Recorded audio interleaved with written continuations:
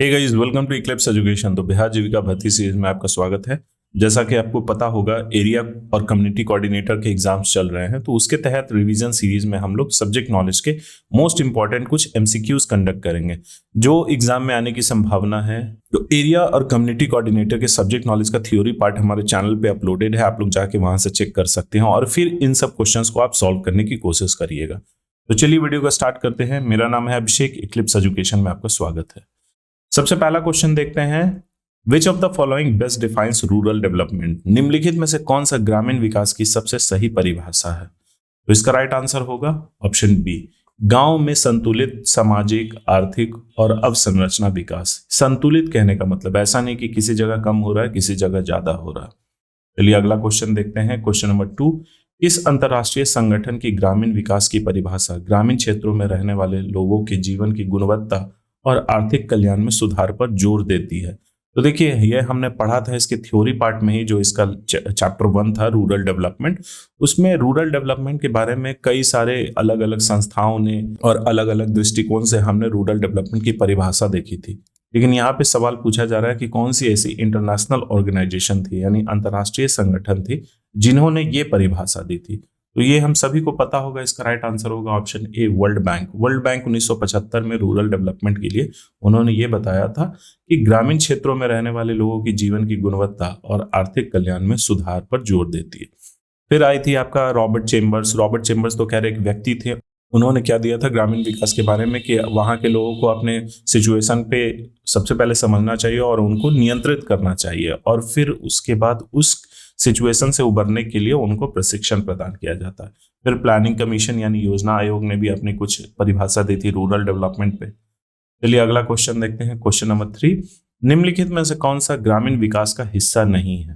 तो ग्रामीण विकास का हिस्सा यहाँ पूछा जा रहा है। क्वेश्चन आप लोग पहले ध्यान से पढ़ लीजिएगा। इसका राइट आंसर होगा ऑप्शन डी, गांव का शहरीकरण बढ़ावा देना। देखिए, हमें गांव को डेवलप करना है, लेकिन उसे शहर नहीं बना देना है।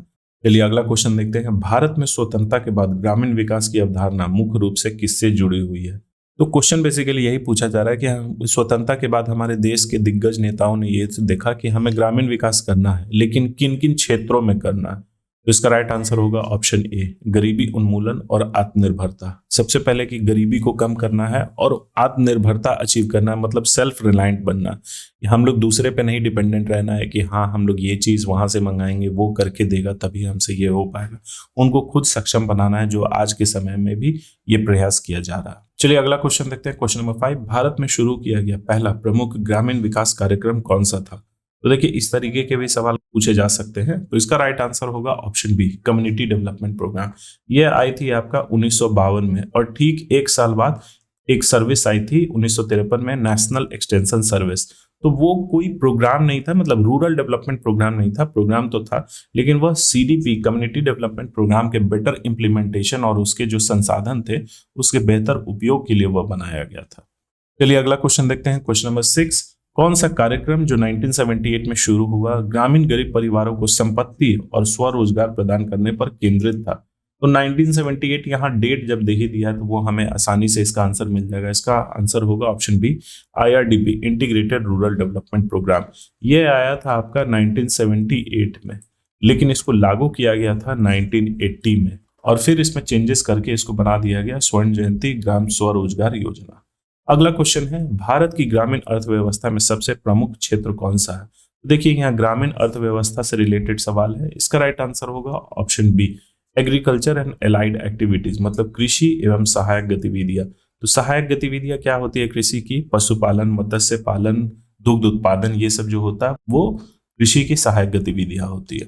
चलिए अगला क्वेश्चन देखते हैं, ग्रामीण अर्थव्यवस्था की एक प्रमुख विशेषता है। विशेषता कहने का मतलब सिर्फ पॉजिटिव पॉइंट नहीं, बल्कि वह कैसा होता है, उसका स्वरूप क्या है। तो यहाँ ग्रामीण अर्थव्यवस्था के संदर्भ में पूछा जा रहा है। इसका राइट आंसर होगा ऑप्शन बी, तो प्राकृतिक कारकों पर निर्भरता, यानी dependence on natural factors.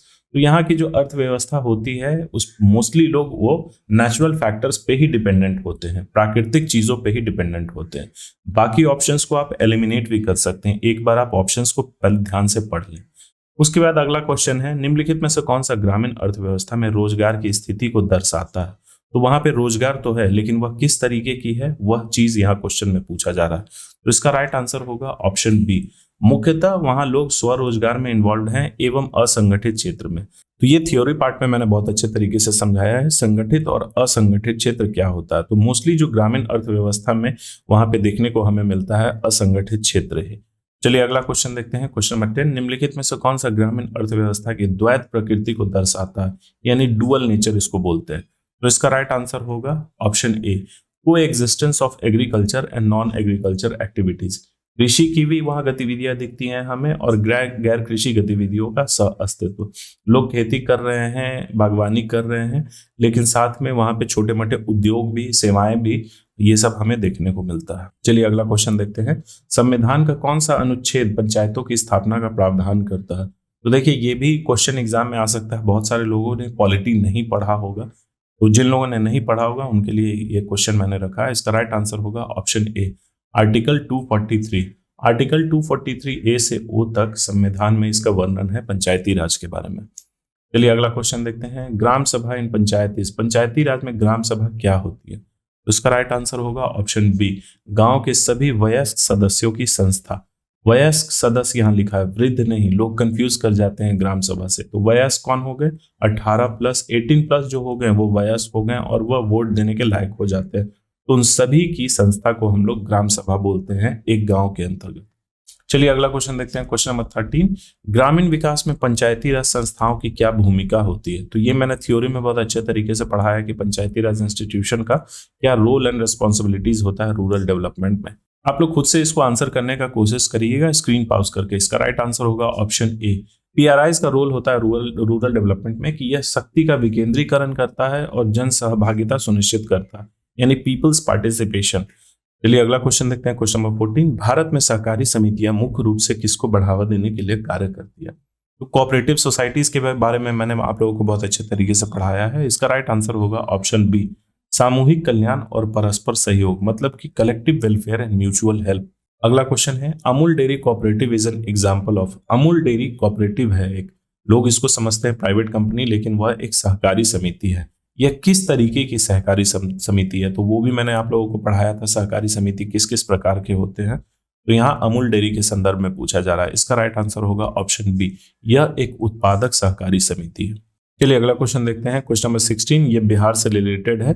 Bihar में डेयरी सहकारिताओं की शीर्ष संस्था कौन सी है, यानी एपेक्स बॉडी। जैसे बैंकिंग की एपेक्स बॉडी है आरबीआई, सिक्योरिटीज की एपेक्स बॉडी है सेबी, उसी तरीके से यहाँ डेयरी कोऑपरेटिव्स की एपेक्स बॉडी बिहार में कौन है। तो इसका राइट आंसर होगा ऑप्शन सी, कॉम्फेड। तो कॉम्फेड के बारे में थोड़ा सा हम लोग जान लेते हैं। कॉम्फेड यानी कि the Bihar state milk cooperative federation limited, इसकी स्थापना 1983 में हुई थी और इसी के अंतर्गत जितने भी डेयरी कोऑपरेटिव्स हैं, जैसे सुधा हो गया या कोई और सा भी बिहार में जो ऑपरेट कर रहा होगा, सब इसी के अंतर्गत आता। चलिए अगला क्वेश्चन देखते हैं। क्वेश्चन नंबर 17, तो मनरेगा में मजदूरी भुगतान किस प्रणाली से किया जाता है। ये सब तो हम लोग जानते हैं कि एमजी नरेगा में 100 दिन का मिनिमम गारंटीड एम्प्लॉयमेंट मिलता है, लेकिन उसमें पेमेंट जो है वह किस सिस्टम से किया जाता है। तो इसका राइट आंसर होगा ऑप्शन बी, डीबीटी थ्रू आधार सीडेड अकाउंट्स, यानी कि डायरेक्ट बेनिफिशियरी ट्रांसफर आधार सीडेड अकाउंट्स के द्वारा। चलिए अगला क्वेश्चन देखते हैं। निम्न में से कौन सा कार्य एमजी नरेगा में अनुमत नहीं है, मतलब वो परमिसेबल काम नहीं है, एमजी नरेगा के तहत वो काम नहीं करवाया जाता। तो इसका राइट आंसर होगा ऑप्शन सी, खनन गतिविधियां। खनन गतिविधियों के लिए आप लोग एमजी नरेगा को इस्तेमाल नहीं कर सकते या सरकार नहीं कर सकती। जल संरक्षण के लिए करती है, सड़क निर्माण के लिए करती है, ड्राउट प्रूफिंग यानी सूखा रोधी उपाय या सूखा निवारण के लिए ये करती है, लेकिन खनन गतिविधियां के लिए नहीं किया जाता एमजी नरेगा का इस्तेमाल। चलिए अगला क्वेश्चन देखते हैं। एनआरएलएम में भेद्यता की कमी यानी वल्नरेबिलिटी रिडक्शन, जिसको बोलते हैं असंवेदनशीलता को कम करना, किस पर केंद्रित है। तो इसका राइट आंसर होगा ऑप्शन ए, साहूकारों पर निर्भरता कम करना। एनआरएलएम में देखें तो उसमें महिलाओं जो हैं उनको क्यों उस ग्रुप में संगठित किया जाता है एसएचजी में, ताकि वह साहूकारों पर पैसे के लिए डिपेंडेंट ना रहे। चलिए अगला क्वेश्चन देखते हैं। क्वेश्चन नंबर 20, सामुदायिक निवेश कोष यानी कम्युनिटी इन्वेस्टमेंट फंड किसके लिए होता है या फिर किस लिए होता है, उसकी परिभाषा पूछी जा रही है। तो इसका राइट आंसर होगा ऑप्शन बी, एसएचजी लोन और आजीविका गतिविधियां के लिए। तो ये कम्युनिटी इन्वेस्टमेंट फंड जो है यानी सीआईएफ, ये डायरेक्ट एसएचजी के अकाउंट में नहीं जाता। एसएचजी के अकाउंट में डायरेक्ट जो फंड जाता है उसको हम लोग बोलते हैं RF, रिवॉल्विंग फंड। ये कम्युनिटी इन्वेस्टमेंट फंड ऊपर की ऑर्गेनाइजेशन के द्वारा जाता है, जैसे कि CLF क्लस्टर लेवल फेडरेशन या फिर विलेज ऑर्गेनाइजेशन के द्वारा। ये बड़ा अमाउंट होता है, यह SHG को जाता है और SHG फिर इस फंड से अपने मेंबर्स में इंटरलोनिंग कर सकते हैं। और आजीविका गतिविधियां मतलब कि लाइवलीहुड एक्टिविटीज, तो इससे ये फंड चूंकि बड़ा होता है तो उससे लोग लाइवलीहुड एक्टिविटीज करने के लिए इसका इस्तेमाल करते हैं, कोई उद्योग सेटअप करने के लिए। बेसिकली क्या है, ये छोटे उद्योग सेटअप करने के लिए ही CIF काम आता है। चलिए अगला क्वेश्चन देखते हैं। प्रधानमंत्री आवास योजना ग्रामीण में मैदानी क्षेत्रों में कितनी सहायता दी जाती है? तो यहाँ प्रधानमंत्री आवास योजना ग्रामीण के बारे में बात हो रही है और वह भी मैदानी क्षेत्र में। तो कितनी राशि दी जाती है? 1,20,000। वही अगर हम लोग देखें पहाड़ी क्षेत्रों में तो वहां 1,30,000 होती है। और इससे रिलेटेड आप लोग हमारा थ्योरी सेक्शन देख सकते हैं, उसमें बहुत अच्छे तरीके से बताया गया है। चलिए अगला क्वेश्चन देखते हैं। क्वेश्चन नंबर 22, प्रधानमंत्री आवास योजना ग्रामीण लाभार्थी चयन के लिए कौन सा सिस्टम उपयोग करता है? तो देखिए ये भी बहुत ही इंपॉर्टेंट हो जाता है, क्योंकि कोई भी स्कीम है वह लाभार्थी किसी डेटा से ही उठाती है। जैसे NRLM लाभार्थियों की पहचान कैसे करती है? PIP के माध्यम से, यानी participation identification of the poor. लेकिन प्रधानमंत्री आवास योजना ग्रामीण कैसे करती है? तो इसका राइट आंसर होगा ऑप्शन बी, SECC डेटा 2011। ये SECC मतलब होता है social economic caste based census. ये 2011 का डेटा इस्तेमाल करती है प्रधानमंत्री आवास योजना ग्रामीण लाभार्थियों के चयन के लिए।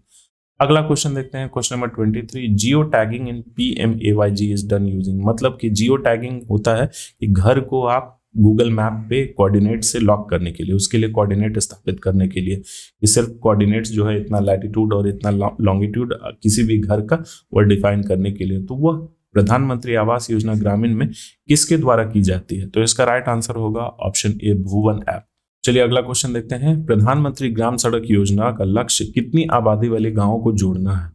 तो देखिए ये तो हम लोग जानते हैं कि प्रधानमंत्री आवास योजना ग्रामीण जो है वो सड़क निर्माण के लिए है, लेकिन यहाँ क्वेश्चन में पूछा जा रहा है कि वह स्टार्ट कहाँ से करती है, उस गाँव की मिनिमम आबादी कितनी होनी चाहिए? तो इसका राइट आंसर होगा ऑप्शन बी, कम से कम 250 अगर वहाँ की आबादी है तब वहां पे प्रधानमंत्री आवास योजना ग्रामीण जो है सड़क निर्माण करेगी। 100 लोगों में नहीं वो करने जा रही है।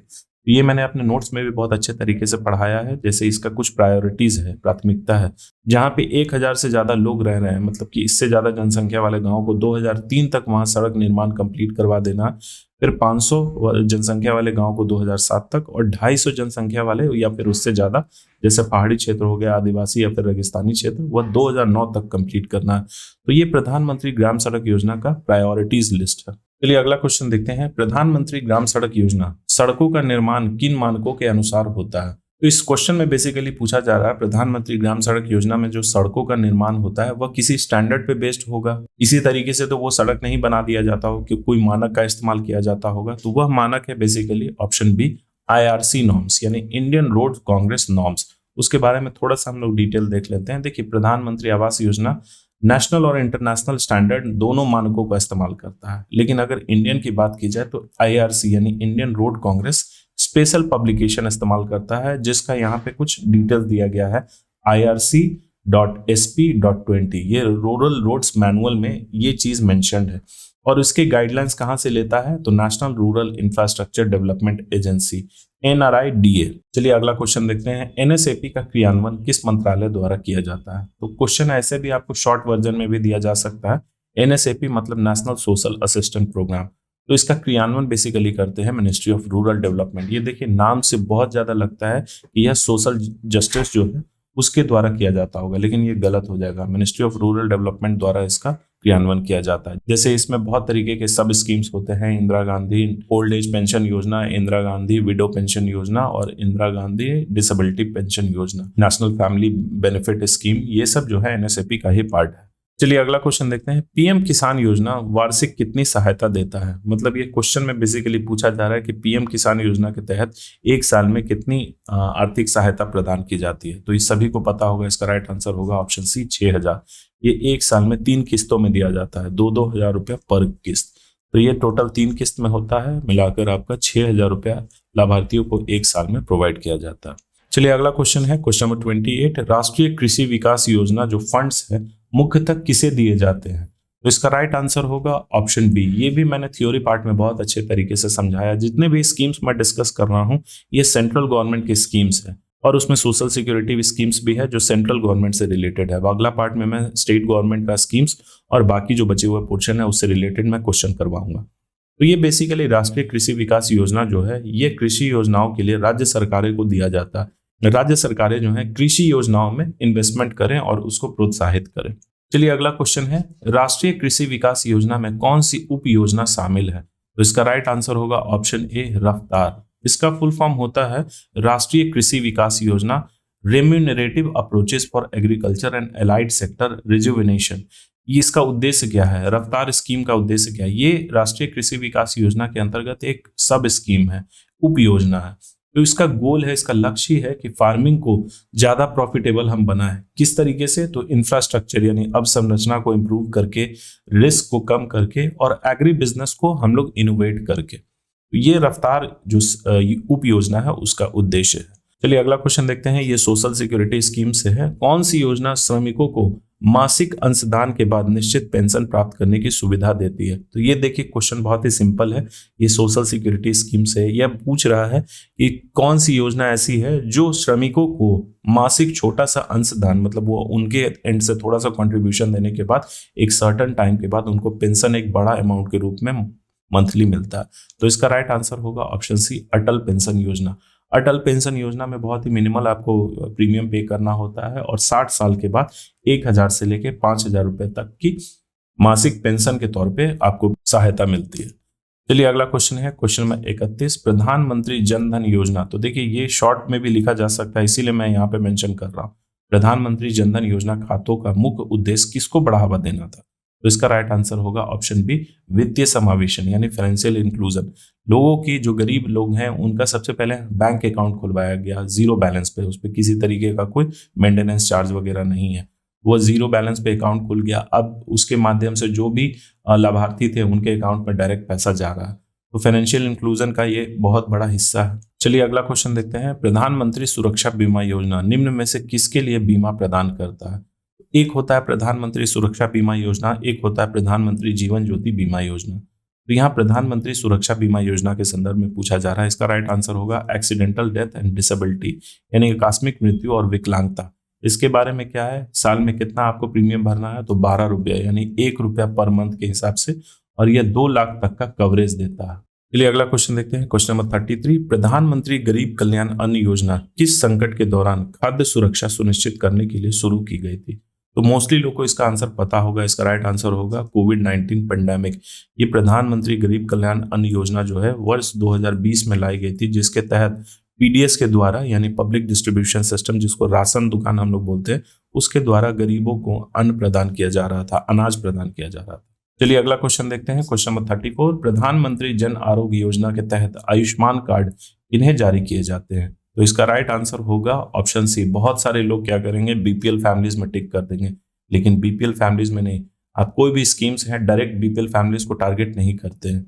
वह एसईसीसी का जो डेटा होता है यानी कि social economic caste based census, उसमें जो फैमिलीज को पहचाना जाता है, लाभार्थियां चुना जाता है, उन्हीं को यह आयुष्मान कार्ड इशू किया जाता है, सभी को नहीं दे दिया जाता। चलिए सीरीज का लास्ट क्वेश्चन है, कौन सी योजना मात्र 12 रुपए प्रति वर्ष में 2 लाख तक की आकस्मिक विकलांगता कवरेज देती है? तो इसके बारे में मैंने अभी आपको बताया था, प्रधानमंत्री सुरक्षा बीमा योजना। यह 12 रुपया प्रति वर्ष यानी 1 रुपया प्रति माह प्रीमियम होता और उसके अवधि में 2 लाख तक का इंश्योरेंस कवर मिलता। प्रधानमंत्री जीवन ज्योति बीमा योजना ये क्या है, लाइफ इंश्योरेंस है। तो इसके लिए प्रीमियम कितना होता है, सालाना 300 रुपया, और यह भी 2 लाख तक का ही कवरेज देता है। प्रधानमंत्री श्रम योगी मानधन योजना जो है यह बेसिकली वर्कर्स जो इनफॉर्मल सेक्टर में काम करते हैं उनके लिए पेंशन के तौर पे है। और ईपीएफओ आप लोग जानते हैं, एम्प्लॉय प्रोविडेंट फंड ऑर्गेनाइजेशन, तो ये क्या करती है, ये प्रोविडेंट फंड से रिलेटेड ऑर्गेनाइजेशन है। तो चलिए यहाँ कंप्लीट हो गया। अब बहुत ही जल्दी इसका दूसरा पार्ट में लाऊंगा जिसमें कुछ क्वेश्चंस के अलग स्वरूप होंगे। So thank you for watching, please subscribe, share और लाइक करना ना भूलें।